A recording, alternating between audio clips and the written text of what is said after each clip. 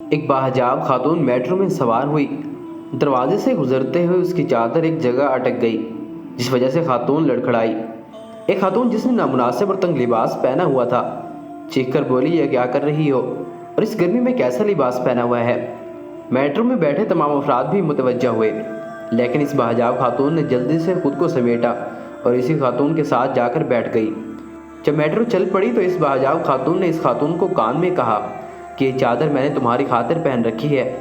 یہ سن کر اس خاتون نے کہا کہ میری خاطر؟ میں نے تمہیں کب کہا کہ میری خاطر تم چادر پہنو اور اس گرمی میں پسینے سے شرابور ہو جاؤ؟ اس نے کہا، بالکل، میں نے یہ لباس تمہاری خاطر پہنا ہے تاکہ اگر ایک دن تمہارا شوہر جس نے تم سے نکاح کیا ہے اور عہد کیا ہے کہ وہ تمہارے علاوہ کسی اور خاتون کی طرف نظر اٹھا کر نہیں دیکھے گا، کبھی تم سے بے وفائی نہ کرے اور میری طرف متوجہ نہ ہو، کبھی میرے حسن کی طرف مائل ہو کر اس کا دل تم سے دور نہ ہو اور تمہاری ازدواجی زندگی خراب نہ ہو، اس کی توجہ فقط تمہاری ذات تک محدود رہے، اس لیے میں نے اپنے اوپر سختی کر کے تمہارے گھر کو محفوظ کیا ہوا ہے۔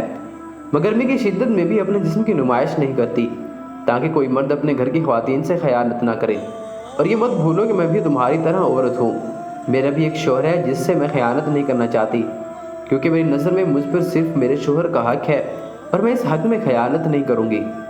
اگر اس عہد میں وفا کرتی ہو تو میرا شوہر بھی مجھ سے کبھی خیانت نہیں کرے گا اور کسی خاتون کی جانب نظریں اٹھا کر نہیں دیکھے گا، لیکن تم جیسی عورتوں نے کہ جن کے گھروں کی حفاظت اپنے حجاب سے کرتی ہے، اپنے جسم کی نمائش کر کے مردوں کو اپنی طرف متوجہ کرتی ہے اور اپنے حسن کی طرف لباتی ہے، مردوں کی ایک ایک نظر کی بھیک مانگتی ہے۔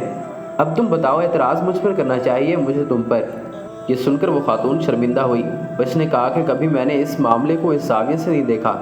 اس حقیقت کو مغربی خاتون سمجھ چکی ہے اور وہ حجاب جیسی نعمت کو ترک کر کے اسلام کی طرف مائل ہو رہی ہے۔ مغرب میں خاندانی نظام تباہ و برباد ہو چکا ہے، مرد کو عورت پر اعتماد نہیں اور عورت کو مرد پر اعتبار نہیں۔ آخر میں یہ کہنا بھی ضروری ہوگا کہ دین اسلام نے صرف عورت کو ہی حجاب کا پابند نہیں کیا، بلکہ مرد کو بھی حکم دیا ہے کہ وہ اپنی نظریں جھکا کر رہے۔ آج کل یہ ہمارے لیے بہت بڑا ثانیہ ہے جس پہ سنجیدگی کے ساتھ غور و فکر اور عمل کی اشد ضرورت ہے۔ ہمارے معاشرے میں ایسا ہی ہوتا ہے کہ اگر کوئی عورت گھر سے نکلے تو تمام مرد اس کو دیکھنے لگتے ہیں اور اس طرح دیکھتے ہیں جیسے وہ کوئی نمائش کرنے والی ہے۔ مرد کو اپنی نظریں جھکا کر رکھنی چاہیے اور عورت کو چاہیے کہ وہ بحجاب گھر سے نکلے تاکہ وہ حجاب میں محفوظ رہ سکے۔